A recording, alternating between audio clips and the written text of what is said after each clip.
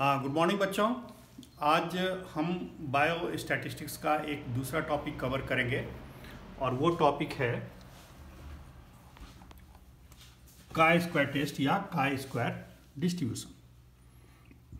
तो chi square के बारे में आपके किताबों में से लिखा भी हुआ है, लेकिन आज का जो ये लेक्चर है इससे आपको समझने में आसानी होगी उन चीज़ों को। और इसके बारे में काई स्क्वायर जो टेस्ट होता है, स्टैटिस्टिकल टेस्ट है, इसका प्रयोग कहाँ पर होता है, इसके लिए चलिए हम सीधे एक उदाहरण से समझते हैं। जैसे एक आंकड़ा आपके सामने है, ये है smoker, divorce, not divorce total 85, non smoker, divorce, non divorce 82।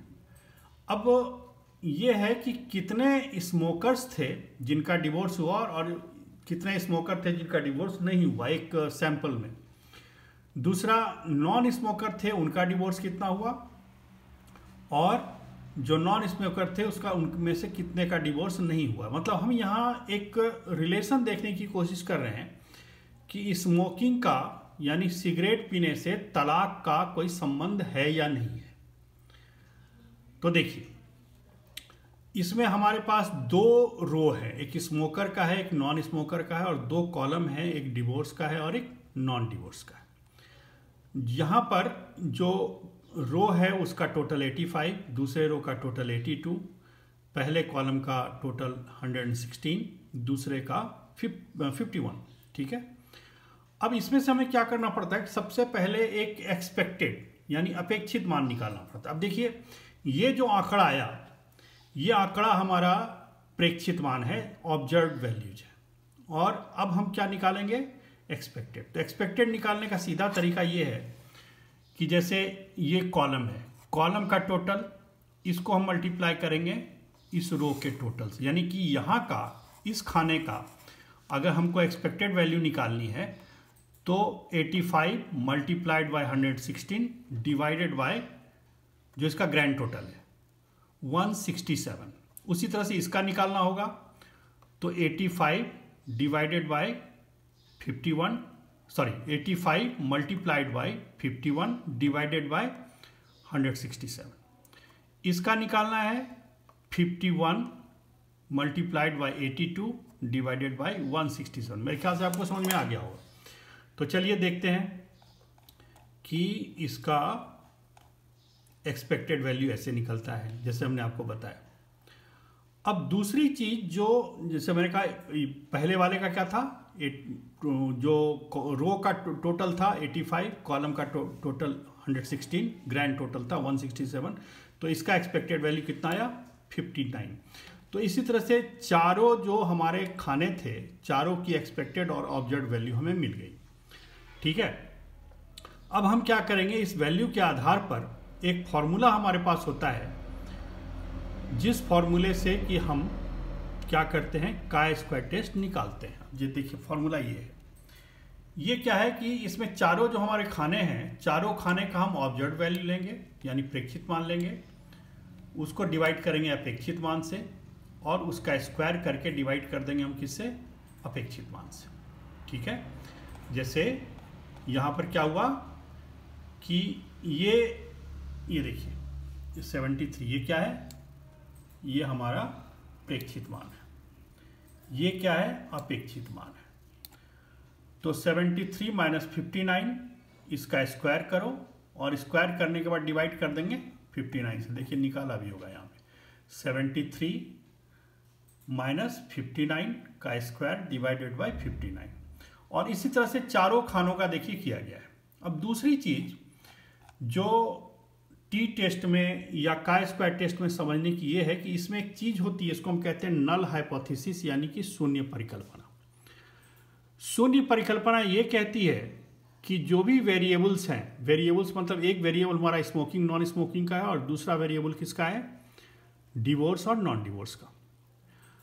तो शून्य परिकल्पना ये कहती है कि जो वेरिएबल्स हैं इन दो, जो कंटीजेंसी टेबल में, ये दोनों एक दूसरे से इंडिपेंडेंट हैं। अर्थात अगर इसको दूसरे शब्दों में ये कहें तो डिवोर्स जो है वो स्मोकिंग से रिलेटेड नहीं है, शून्य परिकल्पना ये कहती है। दूसरा एक अल्टरनेटिव हाइपोथेसिस है, वो ये कहता है कि ये जो दोनों वेरिएबल है डिपेंडेंट है, मतलब एक दूसरे पर निर्भर करते हैं। मतलब ये सीधे सीधे शब्दों में ये कह रहा है कि डिवोर्स जो है वो स्मोकिंग से रिलेटेड है। ठीक है, तो अगर हम ये देखेंगे कि जो हमारा कैलकुलेटेड वैल्यू है उससे नल हाइपोथेसिस एक्सेप्ट हो रही है, अप्रूव हो रही है, या रिजेक्ट हो रही है, डिसप्रूव हो रही है। और अगर नल हाइपोथेसिस एक्सेप्ट होगी तो ये डिसप्रूव हो जाएगा, अल्टरनेटिव हाइपोथेसिस। और अगर ये नल हाइपोथेसिस रिजेक्ट होती है तो इसका मतलब ये वाला जो हाइपोथेसिस है वो एक्सेप्ट हो जाएगा। ठीक है, तो अब हमने एक्सपेक्टेड वैल्यू निकाल लिया और हमने कैलकुलेट भी कर लिया कि हमने देखिए क्या किया, पहले एक्सपेक्टेड वैल्यू निकाला, ऑब्जर्व्ड वैल्यू लिया और फिर इस फॉर्मूले पर लगा करके इसका मान कितना आ गया 22.14। अब यहाँ पर हमें एक टेबल देखना होगा, 22.14 आ गया। अब यहाँ पर हमें एक टेबल देखना पड़ेगा। ये जो है क्या लिखा हुआ है इस पर, काई स्क्वायर डिस्ट्रीब्यूशन टेबल। ठीक है, ये आपके बायोस्टैट की बुक में आखिरी पन्नों में कुछ टेबल्स बने हुए हैं, लॉग टेबल वगैरह, उसके साथ ये भी टेबल मिलता है। अब इसमें दो चीज़ है, एक सबसे पहला कॉलम आप देखिए क्या है, डिग्री ऑफ फ्रीडम है ना, 1 2 3, और हर डिग्री ऑफ फ्रीडम के लिए अलग अलग प्रोबेबिलिटी पे कुछ संख्या दी हुई है, कुछ कैलकुलेटेड वैल्यू दी हुई है। तो जैसे 99% संभावना पे, प्रोबेबिलिटी पे क्या है 000 है, 95%, 90%, 75%। लेकिन हमारे लिए ये जो 0.1 से लेकर के लेफ्ट साइड वाले जितने वैल्यू हमारे काम की अभी नहीं है। ठीक है, अगर हमारे काम का ये है या फिर ये है, अगर 5% डिग्री ऑफ एरर पर ये वैल्यूज हैं, और अगर इस वैल्यू से देखिए हर डिग्री ऑफ फ्रीडम के लिए, डिग्री ऑफ फ्रीडम मैं बताऊंगा अभी आपको, हर डिग्री ऑफ फ्रीडम पर ये वैल्यू है। जैसे एक डिग्री ऑफ फ्रीडम पे वैल्यू क्या है 3.84, 2 पे 5.99, तीसरे पे 7.81। तो अगर इससे वैल्यू कम है तो नल हाइपोथेसिस एक्सेप्ट होगी, इससे वैल्यू ज़्यादा है तो नल हाइपोथेसिस रिजेक्ट होगी। ठीक है, ये बात मेरे ध्यान से सुनिए कि हम इसको देखेंगे 0.05 को, अगर वैल्यू से कम है तो नल हाइपोथेसिस एक्सेप्ट होगी, मतलब दोनों वेरिएबल जो हैं, इन दोनों वेरिएबल में कोई संबंध नहीं है, दोनों इंडिपेंडेंट है। और अगर इससे ज़्यादा होगी तो मतलब दोनों वेरिएबल जो हैं एक दूसरे से डिपेंडेंट है। यानी अगर सीधी सीधी बात करें, जैसे यहाँ पर हमारा डिग्री ऑफ फ्रीडम क्या होगा, ये देखिए डिग्री ऑफ फ्रीडम यानी स्वातंत्र वैल्यू हम इससे निकालते हैं कि हमारे पास कितने रो हैं और कितने कॉलम हैं। तो डिग्री ऑफ फ्रीडम देखिए कहीं है, देखिए डिग्री ऑफ फ्रीडम की परिभाषा यहाँ दी हुई है ना, ये कहता है रो -1 मल्टीप्लाइड बाय कॉलम -1। तो हमारे पास 2 रो हैं, 2 में से 1 घटाया 1, और कॉलम कितने हैं 2 हैं, तो 2 में से 1 घटाया 1, मतलब 1 गुना 1 कहने का मतलब हमारा डिग्री ऑफ फ्रीडम कितना आ गया 1 आ गया।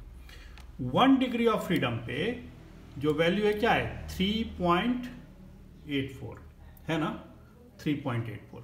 अब देखिए क्या लिखा हुआ है यहाँ पे कि with degree of freedom 1 and probability value क्या है यहाँ पे 0.5, टेबुलेटेड मान कितना है 3.841।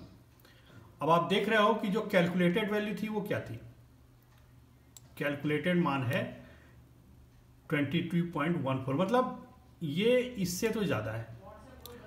और इससे ज़्यादा होने का मतलब ये हुआ, क्या हुआ तो बताइए आप, कि इसका मतलब ये हुआ चूंकि वैल्यू ज़्यादा है तो क्या लिखा है यहाँ पर, we reject the null hypothesis in the favour of alternate hypothesis, है ना, we reject the null hypothesis in the favour of alternate hypothesis.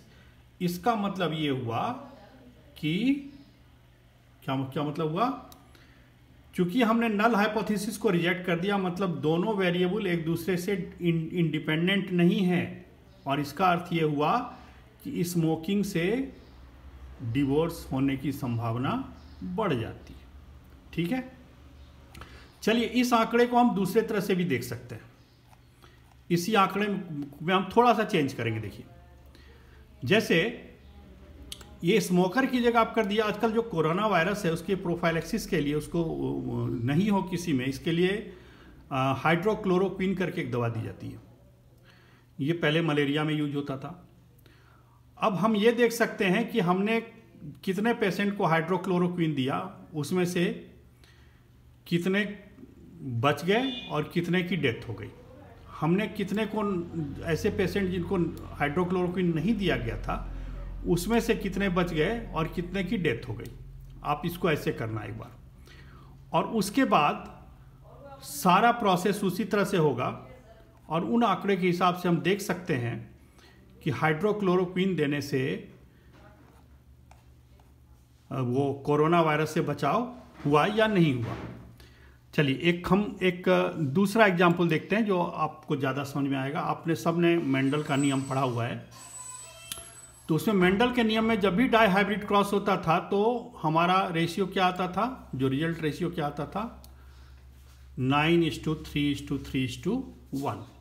ठीक है, अब एक फील्ड डेटा है ये, कि एक फील्ड से इस क्रॉस करा करके जब रिजल्ट देखा गया तो देखा ये गया कि 315 ऐसे मटर की फलियां मिली जो गोल थी और उनके बीज पीले थे। 108 गोल थी, बीज हरे थे। 101 ऐसे मिले जो झुर्रीदार थी और बीज पीले थे, और 32 ऐसे मिले जो झुर्रीदार थी और हरे बीज वाले थे। ठीक है, टोटल वैल्यू आ जाती कितनी आ गई, 556 आ गई ना।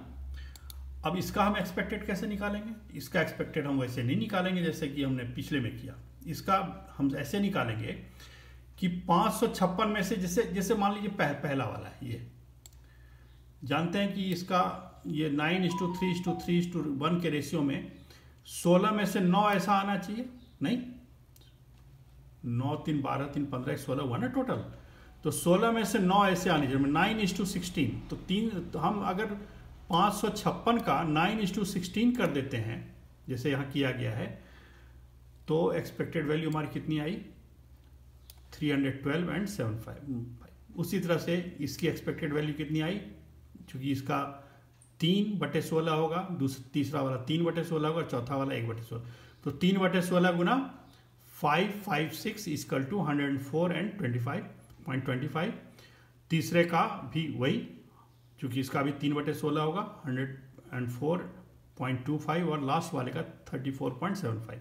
फॉर्मूला वही, ऑब्जर्व यानी कि प्रेक्षित मान माइनस अपेक्षित मान का स्क्वायर बटे अपेक्षित मान। फिर दूसरे का क्या है, 108 माइनस 104.25 का स्क्वायर डिवाइडेड बाय 104.25, इसका भी ऐसे ही। और तीसरा जो ऑब्जर्व वैल्यू थी 32 माइनस 34.75, इसको माइनस किया, इसका स्क्वायर किया, इसको डिवाइड किया 34.75 से।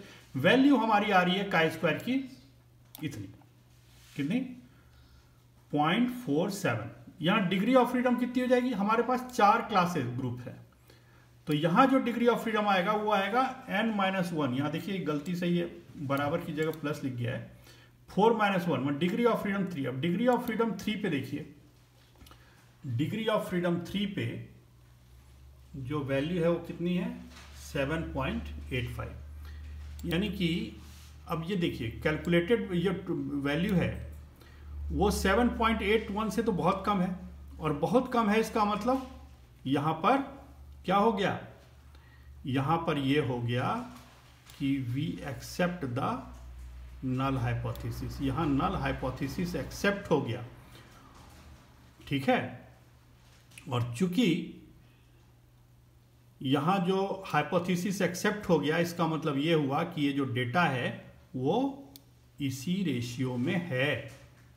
ठीक है, क्योंकि ये जो 7.05 के वैल्यू पे जो टेबुलेटेड डेटा था वो कितना था, 7.81 था, और ये जो वैल्यू हमारा कैलकुलेटेड आया ये कम है, तो इसीलिए मतलब ये हुआ कि नल हाइपोथेसिस एक्सेप्ट हो गया। और एक्सेप्ट होने का मतलब ये है कि ये डेटा जो है ये 9:3:3:1 के रेशियो में है।